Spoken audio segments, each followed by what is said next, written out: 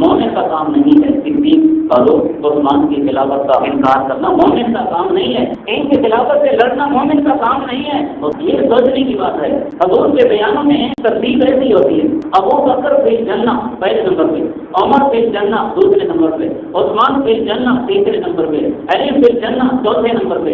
حضور صلی اللہ علیہ وسلم نے بھی یہی ترتیب بیان فرمائی اور ہر بیان میں یہی ترتیب بیان فرمائی، اور علماء فرماتے ہیں کہ خود اللہ کے قرآن نے بھی یہی ترتیب بیان فرمائی۔ والذین معه صدیق اکبر اشداء علی الکفار فاروق اعظم رحماء بینہم عثمان غنی تراہم رکعا سجدا علی مرتضی رضی اللہ عنہ۔ اللہ نے اس کی ترتیب یہی بیان فرمائی۔ آج جو حضرت علی کو پہلے نمبر پہ لانا چاہتے ہیں یہ اللہ کی تقدیر کے منکر ہیں، اللہ کے فیصلے کے منکر ہیں۔ ہمارے یوم دن تو حد تو اخبار قیامت کے دن زمین گواہی دے گی، فلاں نے یہاں میرے اوپر نماز پڑھی تھی، فلاں نے یہاں ذکر کیا تھا، فلاں نے یہاں تلاوت کی تھی۔ مومن کی ہر عبادت کی زمین کے ٹکڑے دیں گے۔ حضرت عثمان رضی اللہ عنہ کا فون قرآن شریف کھولا ہوا تھا، قرآن شریف کے اوپر پڑا ہے۔ علماء یہاں کہا کرتے ہیں بدر کا میدان بدر کے شہداء کی گواہی دے گا، کربلا کا میدان کربلا کے شہداء کی گواہی دے گا، عہد کا میدان عہد کے شہداء کی گواہی دے گا، حنین کا علاقہ حنین کے شہداء کی گواہی دے گا۔ اللہ کا قرآن حضرت عثمان کی شہادت کی گواہی دے گا۔ اللہ تبارک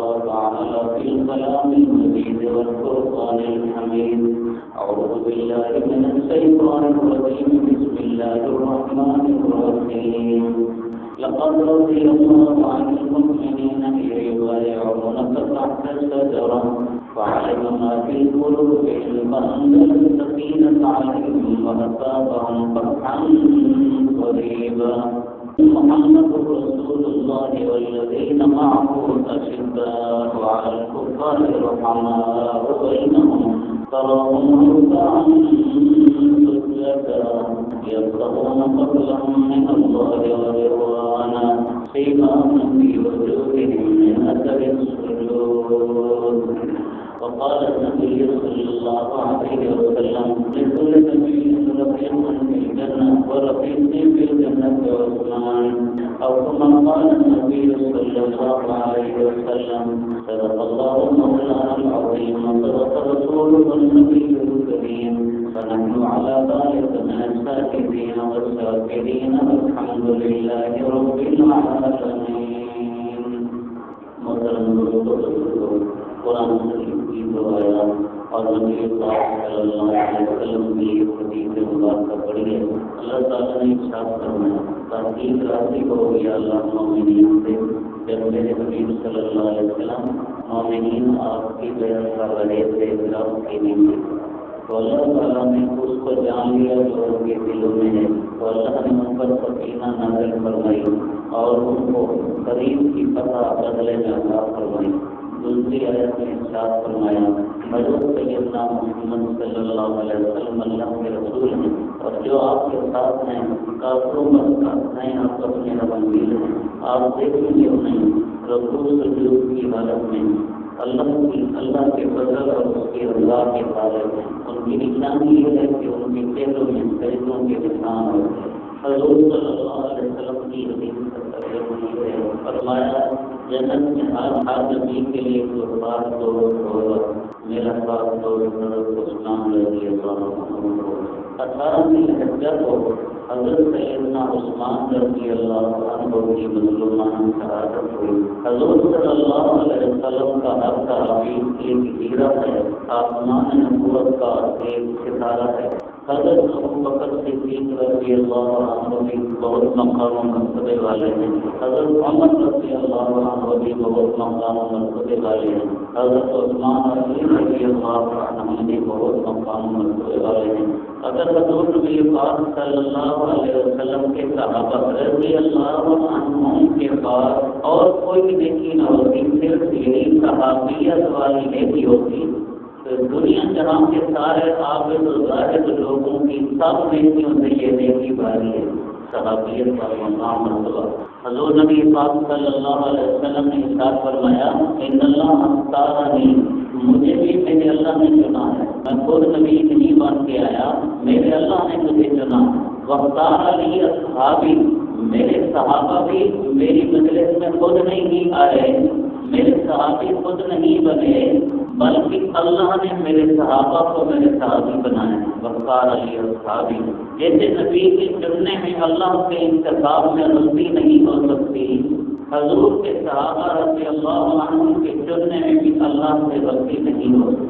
ایک حدیث پاک میں آتا ہے حضور نبی پاک صلی اللہ علیہ وسلم نے ارشاد فرمایا، سألت ربی عن اختلاف اصحابی، میں نے اللہ تعالیٰ سے پوچھا میرے اللہ میرے صحابہ جو میرے بعد اختلاف کریں گے تو اس کا کیا ہوگا؟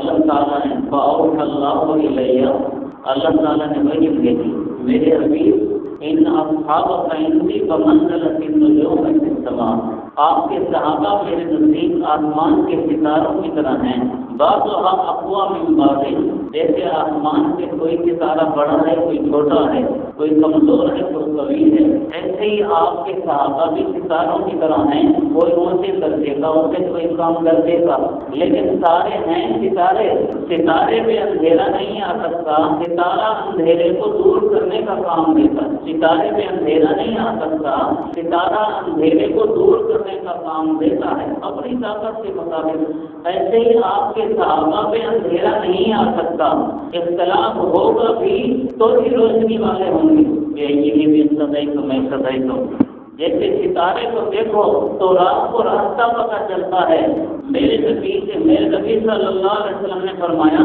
صحابہ کرام میں سے جس کو بھی دیکھتے جاؤ اور اس کی زندگی کو اپناتے جاؤ، جنت کا راستہ طے کرتے جاؤ گے، تو صحابہ ستاروں کی طرح ہیں، ان پہ اندھیرا نہیں آ سکتا، وہ خود اندھیرے کو دور کرنے والے ہیں، اختلاف کے باوجود کبھی نہ ان پر گمراہی آ سکتی ہے، نہ کبھی کفر و شرک میں مبتلا ہو سکتے ہیں۔ ایک حدیث بات آتی ہے، اہل بدعت اسے پیش کرتے ہیں کہ آپ لوگ کہتے ہو کہ فلاں کام کرنے والے شرک کرتے ہیں، قبر کا سجدہ کرنے والے شرک کرتے ہیں، اور نبی کو عالم الغیب کہنے والے، حاضر ناظر کہنے والے، نبی کو مختار کو سمجھنے والے، یہ سب شرک کر رہے ہیں۔ حضور صلی اللہ علیہ وسلم نے ارشاد فرمایا کہ شیطان میرے امتیوں کو اپنی عبادت پہ لگانے سے مایوس ہو چکا ہے، تو شیطان اپنی عبادت کرا ہی نہیں سکتا، حضور کی امت شرک سے آ ہی نہیں سکتی۔ تو وہاں تیسرے بات میں آیا ہے کہ شیطان اس بات سے مایوس ہو چکا ہے کہ عرض عرب میں اس کی عبادت ہو، عرب میں عرب کی سرزمین پہ شیطان کی عبادت نہیں ہوگی، ہاں ولیکن بھی تحریک بینہم، ان کو لڑائے گا، صحیح اختلافات پیدا کرے گا، لیکن شیطان کی عبادت عرب میں نہیں ہو سکتی۔ تو یہ حضور صلی اللہ علیہ وسلم نے اپنی ساری امت سے متعلق نہیں فرمایا ہے، عرب والوں سے متعلق فرمایا ہے، ان شیطان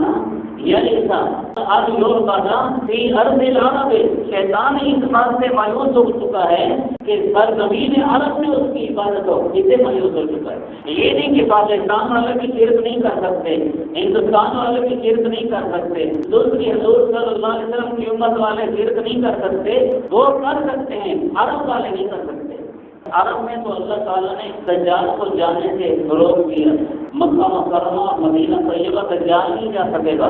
حدیث پاک میں آتا ہے کہ دجال نکلے گا تو مکہ مکرمہ بھی جانا چاہے گا، مدینہ طیبہ بھی جانا چاہے گا، لیکن اللہ نے مکہ مکرمہ اور مدینہ طیبہ کے آس پاس فرشتوں کا پہرا دے رکھا ہوگا، اللہ کے فرشتے اس کی نگرانی کر رہے ہوں گے، چوکیداری کر رہے ہوں گے، اس لیے دجال مکہ مکرمہ اور مدینہ طیبہ میں نہیں جا سکے گا، تو وہاں کی زمین کو اللہ نے محفوظ رکھا ہے۔ تو وہاں جو لفظ آئے ہیں کہ شیطان آپس میں رنجشیں کروائے گا، اسے مجھے یاد آئے صحابہ رضی اللہ عنہ میں آپس میں اختلاف ہو سکتے ہیں، لیکن وہ اختلاف اس حد تک نہیں پہنچ سکتے کہ صحابہ کفر و شرک میں پہنچ جائیں، اس حد تک، اس لیے کہ وہ ستارے ہیں، ستارے پہ اندھیرا نہیں آ سکتا، ستارہ روشن ہوتا ہے، روشنی دیتا ہے۔ حضور صلی اللہ علیہ وسلم کا ہر صحابی روشن ہے اور روشنی دیتا ہے۔ وَبِالنَّجْمِ هُمْ يَهْتَدُونَ وَبِالنَّجْمِ هُمْ يَهْتَدُونَ، ستاروں کے ذریعے سے لوگوں کو راہ ملتا ہے، حضور کے صحابہ کرام کے ذریعے سے جنت کا راہ ملتا ہے۔ تو حضرت عثمان رضی اللہ عنہ کو بھی اللہ نے بڑا مقام عطا فرمایا۔ حضور صلی اللہ علیہ وسلم کے دوہرے کامات ہیں، حضرت علی بھی حضور صلی اللہ علیہ وسلم کے داماد ہیں، مگر ایک اور ہے حضرت عثمان رضی اللہ عنہ حضور صلی اللہ علیہ وسلم کے داماد ہیں، دوہرے رقیہ ام کلثوم رضی اللہ عنہما کا رشتہ حضور صلی اللہ علیہ وسلم نے ان کو دیا، اور جب دوسری بیٹی بھی اس دنیا سے فوت ہو گئی، حضور صلی اللہ علیہ وسلم نے اپنے صحابہ سے درد مندی کے انداز سے فرمایا، رضیت من عثمان واللہ لو كانت لي 40 بنتا لتزوجتك يا عثمان واحدة بعد واحدة. میرے صحابہ عثمان کو رشتہ دو، اپنی بیٹیوں کو رشتہ دو، اللہ کی قسم اے عثمان اگر میری 40 بیٹیاں بھی ہوتی تو یہ ایک بات نہیں کرے تیری نکاح میں دیتا. اللہ نے انہیں یہ مقام عطا فرمایا. حضور کا ہر صحابی جنتی ہے، مگر کئی صحابہ ایسے ہیں جن صحابہ کو کئی دفعہ حضور نے جنتی فرمایا. حضرت عثمان رضی اللہ عنہ بھی ان میں سے. آپ نے ایسا مبصرہ ایک مجلس میں 10 صحابہ کو جنت کی خوشخبری سنائی. ابو بکر جنتی، عمر جنتی، عثمان جنتی، علی جنتی، طلحہ جنتی، سعد جنتی، سعید جنتی، عبد الرحمن بن عوف جنتی، ابو عبیدہ بن جراح جنتی. حضور صلی اللہ علیہ وسلم نے 10 صحابہ رضی اللہ عنہ کے نام لے کے انہیں جنتی فرمایا. یہاں یہ سوچنے کی بات ہے، حضور کے بیانوں میں ترتیب ایسی ہوتی ہے. ابو بکر فی الجنہ پہلے نمبر پہ، عمر فی الجنہ دوسرے نمبر پہ، عثمان فی الجنہ تیسرے نمبر پہ، علی فی الجنہ چوتھے نمبر پہ. حضور صلی اللہ علیہ وسلم نے بھی یہی ترتیب بیان فرمائی اور ہر بیان میں یہی ترتیب بیان فرمائی. اور علماء فرماتے ہیں کہ خود اللہ کے قرآن میں بھی یہی ترتیب بیان فرمائی. والذین معه صدیق اکبر اشداء علی الکفار فاروق اعظم رحماء بینہم عثمان غنی تراہم رکعا سجدا علی مرتضی رضی اللہ عنہ. اللہ نے ان کی ترتیب یہی بیان فرمائی. آج جو حضرت علی کو پہلے نمبر پہ لانا چاہتے ہیں یہ اللہ کی تقدیر کے منکر ہیں، اللہ کے فیصلے کے منکر ہیں. ہمارا کوئی بیٹا بہت ہو جائے تو یہ اللہ کا فیصلہ ہے، تو بیٹے کے بہت ہونے پر بندے کو اللہ کے فیصلے پہ راضی ہونا چاہیے، ناراض ہونا چاہیے. یہ تبصرے کرنے چاہیے کہ اللہ تعالیٰ کو ہمارے گھر بھیجتا تھا بندے کو مارنے کے لیے، کسی اور کا گھر نہیں ملتا تھا. یہ تبصرہ اچھا ہے یا برا ہے؟ اسی تو آپ کی صحت قابل بھی ہو جائے، بڑا خطرہ ہے. یہ اللہ کی شکایت ہے. تو اللہ کا فیصلہ اس کائنات میں چلتا ہے، یہ اللہ کا فیصلہ ہے. پہلے نمبر پہ صدیق ہوں گے، دوسرے پر فاروق ہوں گے، تیسرے پر عثمان ہوں گے، چوتھے پر علی ہوں گے. یہ نبی کا فیصلہ ہے. ایک نبی کے بعد میں آتا ہے حضرت نبی پاک صلی اللہ علیہ وسلم نے اپنی آخری ایام میں حضرت عمر مومنین عائشہ صدیقہ رضی اللہ عنہا سے فرمایا کہ میرا دل کہتا ہے کہ تیرے باپ کے متعلق وصیت کر جاؤں اور لکھوا جاؤں لیکن وَيَأْبَى اللَّهُ وَالْمُؤْمِنُونَ إِلَّا أَبَا بَكْرٍ. اللہ بھی ابو بکر صدیق کے سوا کسی کو قبول نہیں کرتے خلافت بلا فضل کے لیے، اور مومنین بھی ابو بکر صدیق کے سوا کسی کو قبول نہیں کریں گے. تو اللہ کا فیصلہ ہے. صدیق پہلا. جو بندے حضرت علی کو پہلے نمبر پہ لانا چاہتے ہیں یہ اللہ کے فیصلے پہ راضی نہیں ہے، نہ ہو جائے. اللہ کے فیصلے پہ راضی ہونا ایمان کی نشانی، ناراض ہونا کفر کی نشانی، بے ایمانی کی نشانی.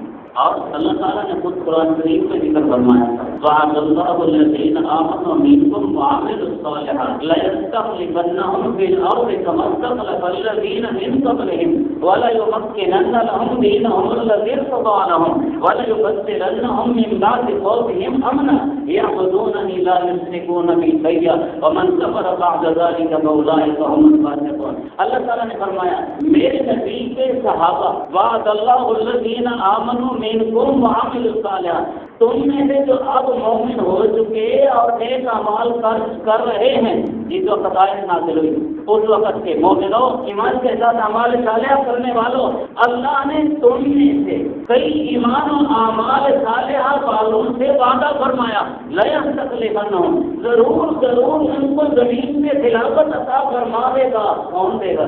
اللہ. لَيَسْتَخْلِفَنَّ کا فاعل ضمیر اللہ کی طرف راجع، اللہ ان کو خلیفہ بنائے گا. كما استخلف الذين من قبلهم، جیسے پہلوں کو خلیفہ بنایا تھا، پچھلی امتوں میں کئیوں کو خلیفہ بنایا تھا.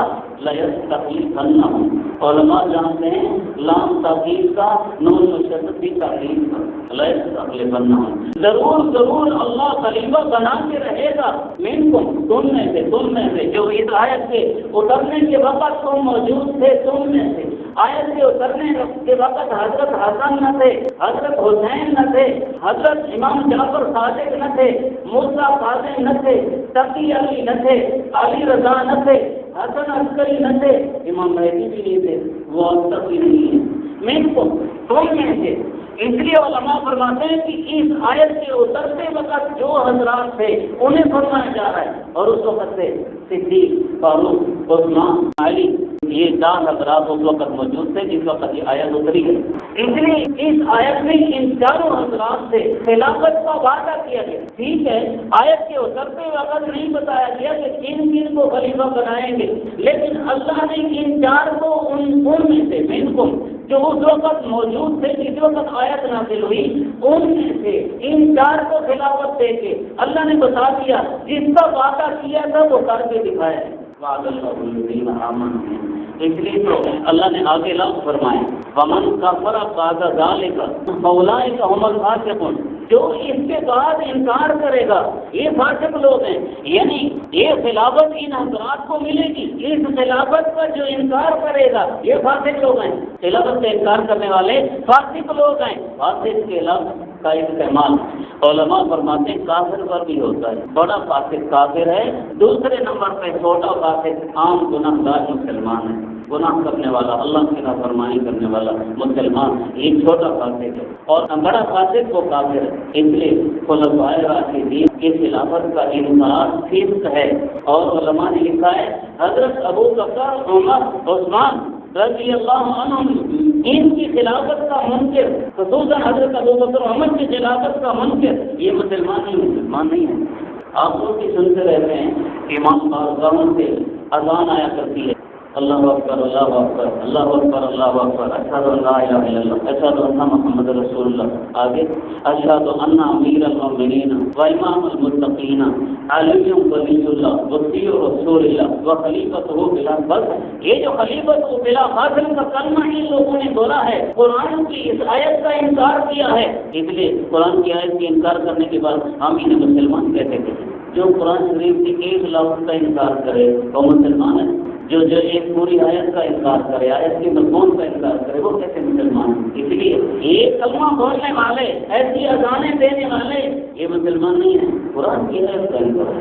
تو انہی خلفاء میں حضرت عثمان رضی اللہ عنہ تھے، حضور صلی اللہ علیہ وسلم کے اس خلیفہ کے خلاف جن لوگوں نے بہانے ڈھونڈ کے خلافت چھوڑنے کا کہا تھا، حضرت عثمان رضی اللہ عنہ کا محاصرہ کیا تھا، حضرت عثمان رضی اللہ عنہ کو مظلومانہ شہادت تک پہنچایا ہے، تو ان کے متعلق حضور علیہ پاک صلی اللہ علیہ وسلم نے خود ارشاد فرمایا تھا، اے عثمان لعل اللہ ان یقمصک قمیصا، ایسا لگتا ہے کہ اللہ آپ کو خلافت کی قمیص پہنائے گا، واسا ان یرید المنافقون ان تخلع، اور ایسا ہو سکتا ہے کہ منافقین ارادہ کریں کہ آپ اپنی خلافت کی قمیص کو اتار دیں۔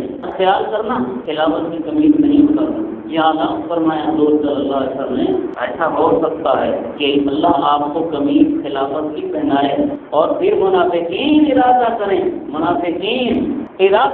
گے کہ آپ اپنی خلافت کی قمیص کو اتار دیں، نہ اتارنا منافقین، مومن کا کام نہیں ہے۔ صدیق، فاروق، عثمان کی خلافت کا انکار کرنا مومن کا کام نہیں ہے، ان کی خلافت سے لڑنا مومن کا کام نہیں ہے۔ اور دوسری طرف میں بھی حضرت عثمان رضی اللہ عنہ کے خلاف مضمون لکھے ہیں، ایک کتاب ہے اس کی خلافت و ملوکیت، اس میں حضرت عثمان رضی اللہ عنہ کے خلاف باتیں لکھی ہیں، یہ بھی مومن کامل نہیں ہے، یہ بھی لگتا ہے کہ جان وہ کہتا تھا میں نے سنیوں نے کیا، نہ دیوبندی نہ بریلوی نہ حنفی نہ شافعی نہ مالکی نہ حنبلی، پتہ نہیں وہ کون سا ہجرت تھا، جب وہ کچھ نہیں تھا تو کیا وہ سنی نہیں ہے، وہ بہت کہتا میں نے سنی نے کیا، نہ دیوبندی نہ بریلوی نہ حنفی نہ شافعی نہ مالکی نہ حنبلی، خود مجتہد، یہ اس کا اختیار ہے صرف جیسے شیطان کا اختیار ہے۔ شیطان کو اللہ تعالیٰ نے حکم فرمایا کہ آدم علیہ السلام کا سجدہ کرو، اب ویسے تو غیر اللہ کا سجدہ حرام ہے، غیر اللہ کا سجدہ حرام ہے، لیکن جس وقت اللہ فرمانے کے لیے غیر کا سجدہ کرو پھر وہاں فرض ہو جائے گا۔ اب شیطان نے اس سجدے کا انکار کیا، کیوں تو نہیں کرتا، مانا کام کر جو کرے ماں فلک تو بھی یہ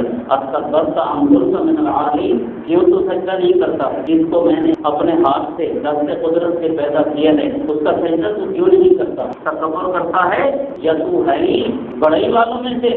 تو شیطان نے کہا آنا خیر منہ، میں سجدہ نہیں کرتا اس لیے کہ میں ان سے بہتر ہوں۔ دلیل کیا ہے؟ اب یہ اس کا اپنا اجتہاد ہے، شیطانی اجتہاد۔ خلقتنی من نار وخلقتہ من طین، مجھے آپ نے آگ سے پیدا کیا، اسے آپ نے مٹی سے پیدا کیا، آگ مٹی سے بہتر ہے، میں مٹی سے تو میں اس سے بہتر ہوں۔ اب یہ کون سا قرآن حدیث تھا کہ آگ مٹی سے بہتر ہے اس لیے آگ سے بنا ہوا شیطان آدم علیہ السلام سے بہتر ہے؟ یہ کون سا خدا کا کلام تھا؟ اس نے اپنی طرف سے اجتہاد کیا ہے، اپنی طرف سے۔ جو اپنی طرف سے اجتہاد کرے وہ تو شیطان کے اجتہاد کی طرح ہے۔ یہ اہل حدیث کہلانے والے بھی اسی طرح ہیں، اپنی طرف سے اجتہادات کرتے ہیں۔ کتابیں پڑھیں گے شافعیوں کی، بولیں گے حنفیوں کے خلاف، کتابیں پڑھیں گے حنبلیوں کی، بولیں گے حنفیوں کے خلاف، کتابیں پڑھیں گے مالکیوں کی، بولیں گے حنفیوں کے خلاف۔ یہ خود مجتہد بنتے ہیں۔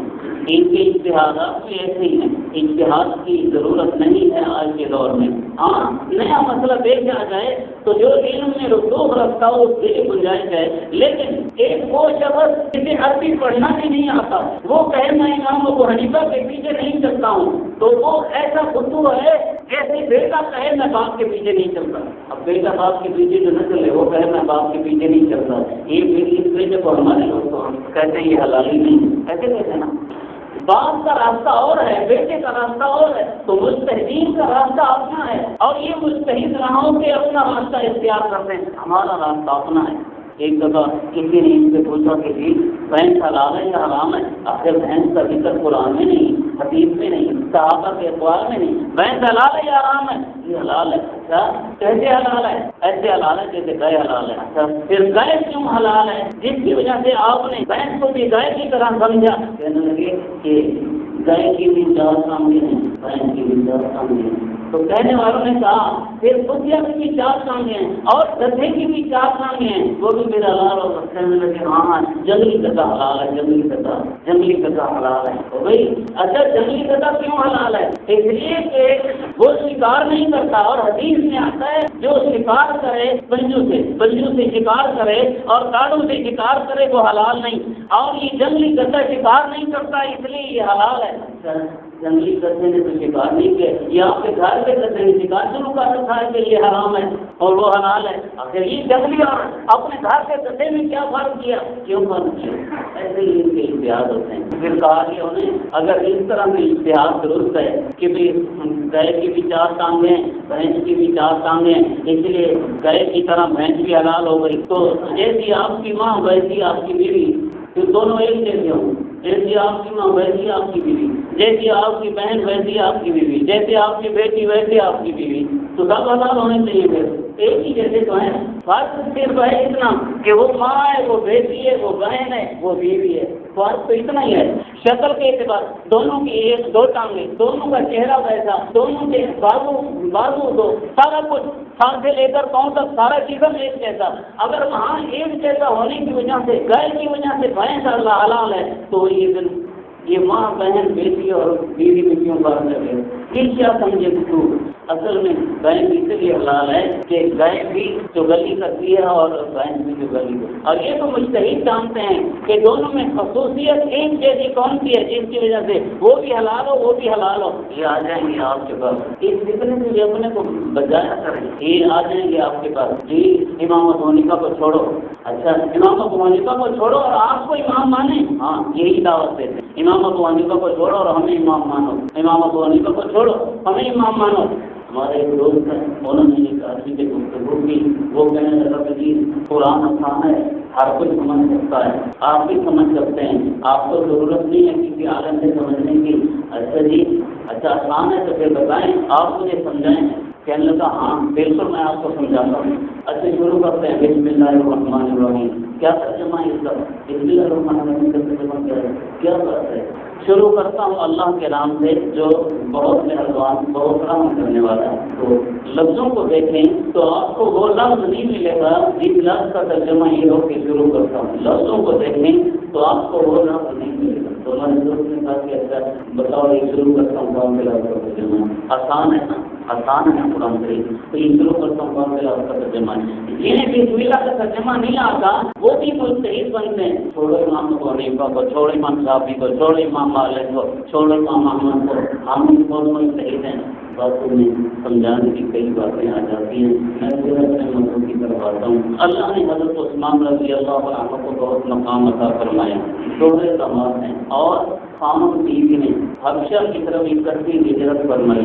حضور نبی پاک صلی اللہ علیہ وسلم نے ارشاد فرمایا، حضرت ابراہیم اور حضرت لوط علیہ السلام کے بعد یہ جوڑا وہ ہے جس نے اکٹھے ہجرت کی ہے، ان کے علاوہ اور کوئی ہجرت کرنے کی طاقت حاصل نہ کر سکا۔ حضرت عثمان رضی اللہ عنہ کو ذوالنورین اس وجہ سے کہتے ہیں کہ اللہ کے حبیب صلی اللہ علیہ وسلم نے دو بیٹیاں رشتے میں دی، ایک کے بعد دوسری، ذوالنورین، تو نور والا۔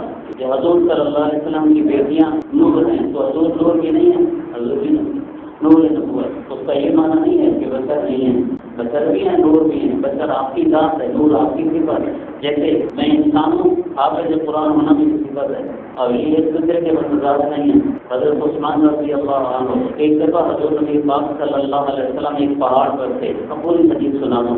حضرت عثمان رضی اللہ عنہ کو جب باقیوں نے محاصرہ کیا تو حضرت عثمان رضی اللہ عنہ اپنے گھر کی چھت پہ چڑھے۔ آپ نے فرمایا، اے میرے خلاف کھڑے ہونے والے، بغاوت کرنے والوں، میں تمہیں اللہ کی قسم اور اسلام کا واسطہ دے کے پوچھتا ہوں، یہ بتاؤ کیا حضور نبی پاک صلی اللہ علیہ وسلم نے یہ ارشاد نہ فرمایا تھا کہ تم میں سے جو آدمی پیر روما کو خرید کر دے گا میں جنت میں اس کے لیے گھر کا ضامن ہوں؟ کیا حضور نے نہیں فرمایا تھا؟ اور حضور کی اس ضمانت پر پھر پیر روما یہودی سے میں نے خرید نہیں کیا تھا؟ باقی نے کہا بالکل۔ حضور نے جنت کی بشارت دے دی کہ اے زمان جیسے پیر روما آپ نے مسلمانوں کے لیے خرید کے وقف کیا ہے، اللہ آپ کو جنت میں نہر عطا فرمائیں گے، گھر عطا فرمائیں گے۔ اور بتاؤ کیا جب مسجد نبوی تنگ تھی، نمازی اس میں پورے نہیں آ سکتے تھے، تو حضور نبی پاک صلی اللہ علیہ وسلم نے یہ ارشاد نہ فرمایا تھا کہ جو بندہ غلام کا گھر خرید کر مسجد کے لیے وقف کرے گا تاکہ مسجد نبوی کو وسیع کر دیا جائے تو میں اس کے لیے جنت میں گھر دینے کا ضامن ہوں، اور پھر میں نے خرید کیا تھا اپنے مال سے، کیا تم اس بات کی گواہی دیتے ہو؟ کہنے لگے اللہم نعم، جی ہاں بالکل آپ نے خریدا تھا، حضور نے آپ کے لیے جنت میں گھر ہونے کی خوشخبری سنائی تھی۔ پھر حضرت عثمان رضی اللہ عنہ نے فرمایا، اچھا یہ بتاؤ کیا تمہیں یہ معلوم نہیں ہے کہ صبیہ یا احد اس پہاڑ پہ میں حضور صلی اللہ علیہ وسلم، صدیق و فاروق ہم چڑھے ہوئے تھے، کوئی ایک دو اور صحابی بھی تھے، ہم چڑھے ہوئے تھے، پہاڑ ہلنے لگا، حضور صلی اللہ علیہ وسلم نے ارشاد فرمایا، اس کو فما علیک الا نبی اور صدیق اور شہیدان، اے پہاڑ ٹھہر جا، تیرے اوپر ایک نبی ہے، ایک صدیق ہے، دو شہید ہیں۔ اس وقت ایک میں تھا، ایک فاروق اعظم تھے، فاروق اعظم بھی شہید ہو گئے ہیں، تو اب شہادت دوسری میرے لیے ہے۔ وہ کہنے لگے باقی حضور صلی اللہ علیہ وسلم نے فرمایا تھا، حضرت عثمان رضی اللہ عنہ نے فرمایا، شہیدو ورب الکعبہ، شہیدو ورب الکعبہ، شہیدو ورب الکعبہ، انی شہید، رب کعبہ کی قسم ان باغیوں نے خود گواہی دے دی کہ میں شہید ہوں، رب کعبہ کی قسم ان باغیوں نے خود گواہی دے دی کہ میں شہید ہوں۔ اب اگر حضرت عثمان رضی اللہ عنہ کی غلطی ہوتی، باقی حق پر ہوتے، تو جو غلطی والا ہے وہ شہید کیسے؟ ایک بات میں حضور تشریف لے گئے، حضور صلی اللہ علیہ وسلم کے ایک صحابی حاضر ہوئے تو وہ باپ کے دروازے پہ بیٹھ گئے اور چوکیداری شروع کر دی، دروازہ کھلا، کون؟ ابو بکر۔